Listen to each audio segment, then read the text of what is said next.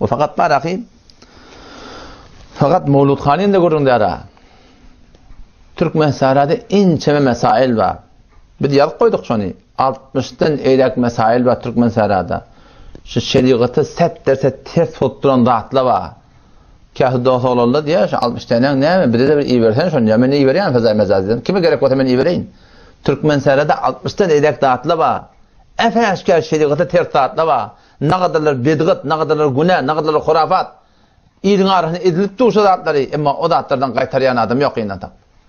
O dağıtları adamlara düşündüren dağıt yok. Oğlum şu taydan inki adamlardan kıyınan yanlardan ne mi? Keşi bename dini diyanat Mevlud Khan'ı yine burada deyip şu forum labas-ı dini diyanatta şu dağıtlar tergib verip de teşvik edip de şicereleri tutmakla Müslümanlığın şu dağıtlar ulu kamur günahkarçılık o taydan bu da şu dağıtlar bilip dost, görüp dost. Bir de şu dağıtlar bile aytmasak o bütün gün ne Müslümanlığın. Men haqiqata aytsak Müslümanlığın. Menin aqidam şey, hidayet kim geldi şey? Hidayet Allah Teala'nın da. Hemme yürekler Allah Teala'nın. Entel muqaddim ve entel muakhir diye. Teheccüdün doğasını yalı ev sürüyen neten, iyi sürüyen neten. Her bir cemaatin ötmeklik Allah Teala'nın, iyi de gaytmeklik Allah Teala'nın. Men aqidam şey ki hem hidayet Allah Teala'nın ve men serfen encam vazifetçi. Qalan qaltır Allah Teala'nın öz boyununu diyen yalaq. Ben yani maksadım ben maksadım şu kadar ben ödüm necat verecek başarsam. O başarsam da var Ahmet Khan'a adım necat verecek. Başka kişi men aydan ben Khan'a adamı doğrum yetiye. Ödümü de elhamdülillah doğrum yetiye. Qalan adamlara ben serfen aydıp başaracak. Her kim kulak atsa kulak atar, her kim kulak atmasa kulak atmaz. O ne mi deyip men şu da ödüme vazife ölçüntürün. Fakat men vazifem der. Tamam ulamaların vazifeti. 159. ayet. Sure-i Bakara'nın barda okuyun.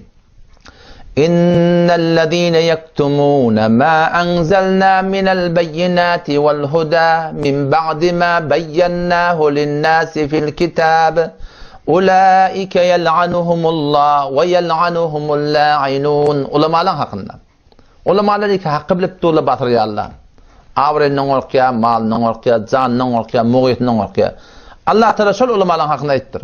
İnnellezîne yektumûne bişek ulamaları ki batırıyarlar mâ enzelnâ minel beyinâti vel hudâ aşkar delilleri halallan haramdan hidayetten aşkar Kur'an'da sünnete gelen dağıtla var. Şolar bilip tutup batırıyarlar. Hasandan sonra min ba'di mâ beyyennâhu linnâsi fil kitâb adamlar aşkar açıklap kitapta aydınlığından doğrusun batırıyarlar.